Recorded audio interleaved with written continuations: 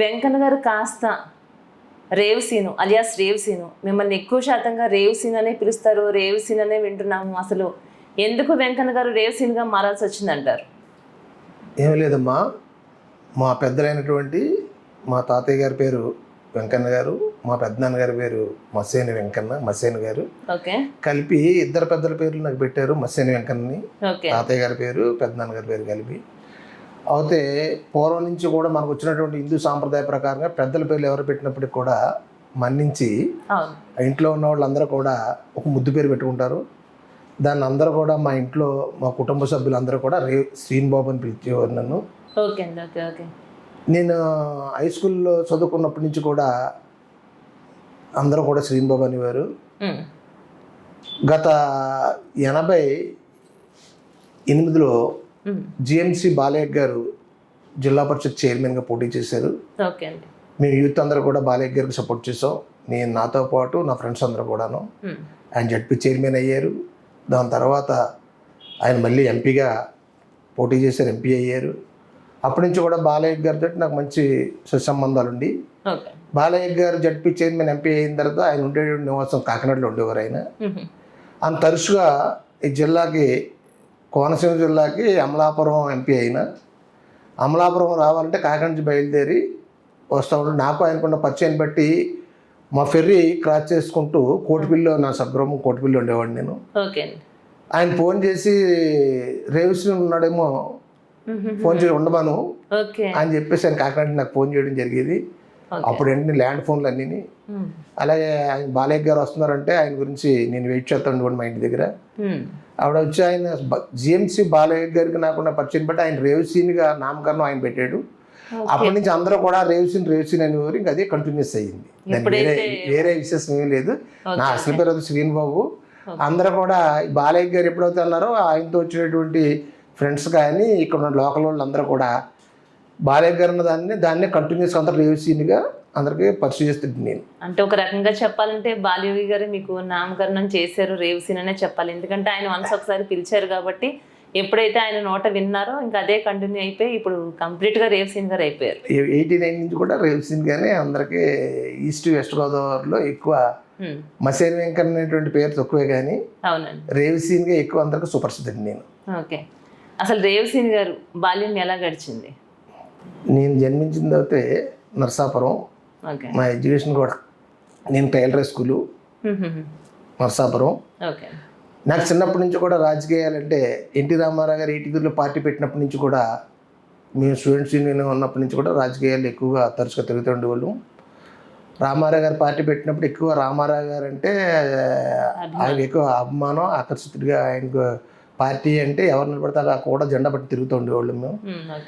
అప్పుడు చేగుండ హరిరామజోయ గారికి Narsapuram MLA ticket ఇచ్చారు. మేమందరం యూత్ అంతా కూడా హరిరామజోయ గారికి చేసాం. ఆయన మంచి మెజార్టీతో నగ్గడం జరిగింది. ఆయనకు ఆ రోజుల్లో హోమ్ మినిస్టర్ కూడా ఇవ్వడం జరిగింది రామారావు గారు. తర్వాత మళ్ళీ కొన్ని పరిణామాల వల్ల రామారావు గారు, నాదెండ్ల భాస్కర్ ముఖ్యమంత్రి అయిన తర్వాత రామారావు గారు దిగిపోయిన తర్వాత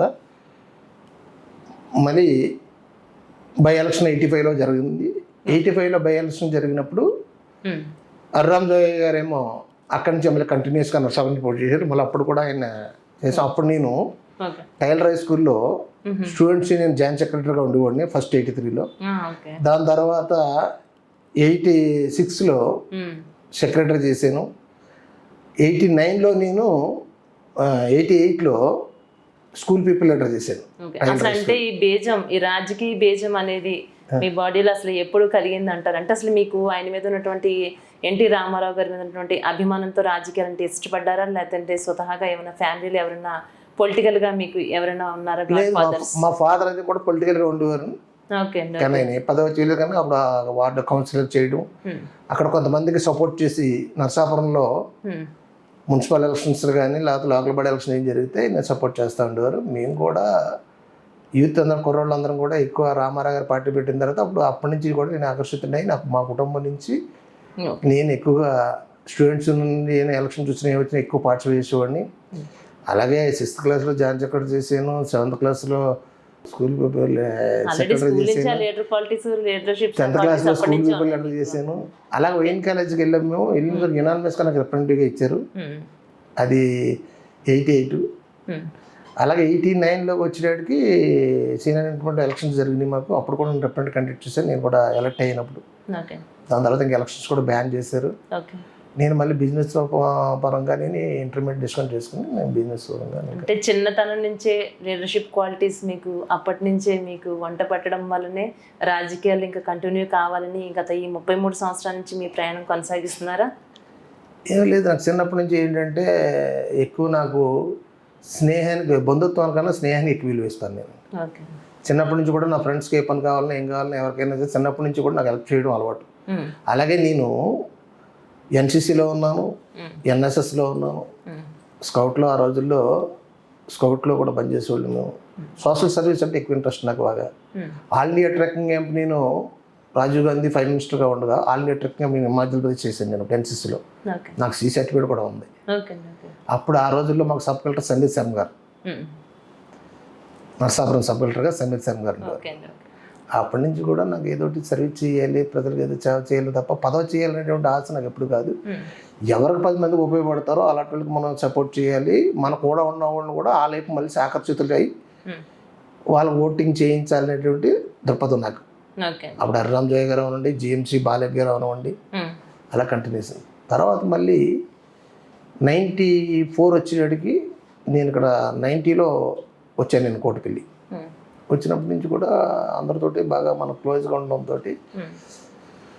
కొన్ని పరిణామాల వల్ల రామచంద్రపురం నియోజకవర్గంలో 94లో ఇండిపెండెంట్గా వేయాలనే పరిస్థితి ఉంది. ఎందుకంటే రామచంద్రపురం నియోజకవర్గంలో రామారావు గారు పార్టీ పెట్టినప్పుడు ఒకప్పుడు తప్ప ఎప్పుడు కూడా లోకల్గా అవుట్ సైడ్ ఉన్నటువంటి వాళ్ళు ఎవరికి వెళ్ళలేదు. 89లో కుడుపూడి సూర్యనారాయణ గారు అనేటువంటి వ్యక్తికి తెలుగుదేశం పార్టీ టికెట్ ఇచ్చింది. అప్పుడు పిల్లి సుభాష్ చంద్రబోస్ గారు కాంగ్రెస్ పార్టీని ప్రొడ్యూసర్. ఆయన అమలాపురం ఇచ్చారు. లోకల్ వాళ్ళు అందరూ కూడా బోస్ గారు సపోర్ట్ చేశారు. ఆయన విజయం సాధించడం జరిగింది. అలాగే మళ్ళీ 94 వచ్చేటికి అక్కడ కాంగ్రెస్ పార్టీ లోకల్గా ఉన్న అతను చాలామంది ట్రై చేశారు. టీడీపీ కూడా లోకల్ వాళ్ళు ట్రై చేశారు. చిట్టూరు రవీంద్ర గారు కానివ్వండి, అలాగే రాజగోపాల్ బాబు అని చెప్పేసి మాజీ ఎమ్మెల్యే గారు, వాళ్ళ అబ్బాయి అతను మున్సిపల్ చైర్మన్ కూడా చేశారు. కాకర్లపూడి రాజగోపాల్ రాజు గారు, ఆయన కూడా ట్రై చేశారు. అలాగే కాంగ్రెస్ నుంచి పిల్లి సుభాష్ చంద్రబోస్ గారు, రాయపాటి రామానాయుడు గారు ట్రై చేశారు. చేసినప్పుడు కూడా బోస్ గారికి ఒకరికి టికెట్ దక్కింది. ఇక టీడీపీలో ఉన్నటువంటి వాళ్ళు వీళ్ళు రాజగోపాల్ రాజు గారు కానీ, చిట్టూరు రవీంద్ర గారు కానీ వీళ్ళకి లోకల్గా టికెట్ ఇవ్వకపోతే అప్పుడు ఉన్నటువంటి కొన్ని పరిణామాల వల్ల లక్ష్మీపార్వతి గారు, ఎన్టీ రామారావు గారు కలిపి గుత్తులు సూర్యనారాయణ బాబు అని చెప్పేసి పొందలబాగా అతనికి అవుట్ అంటే అతనికి ఇవ్వడం జరిగింది. పొందలబాగా అతను లోకల్ క్యాండిడేట్గా. అప్పుడు ఏం జరిగిందంటే రాయపాటి రామానాయుడు గారు, చిట్టూరు రవీంద్ర గారు, తోట తిరుమూర్తులు గారు, రాజగోపాల్ రాజు గారు కలిపి నలుగురు కలిపి ఎవరో ఒక లోకల్ క్యాండిడేట్ మనం ఇండిపెండెంట్గా పోటీ చేయాలి, లోకల్గా ఏమంటే ఇవ్వలేదు, ఇంట్లేదు, వినలేదు కదా, మనం లోకల్ అంటే చూపించాలని చెప్పేసి అప్పుడు రావడం జరిగింది. అప్పుడు అందరూ టౌన్ హాల్లో మీటింగ్ పెట్టారు.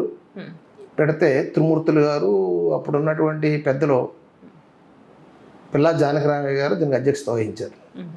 ఆ పిల్లా జానకిరామయ్య గారు, త్రిమూర్తులు గారు అందరూ కలిపి రాయపాటి రామానాయుడు గారిని ఉండమన్నారు. అతను నేను కండక్ట్ చేయను అని చెప్పేసి అన్నాడు. అదేవిధంగా చిట్టూరు రవీంద్ర గారిని కూడా ఉండమన్నారు.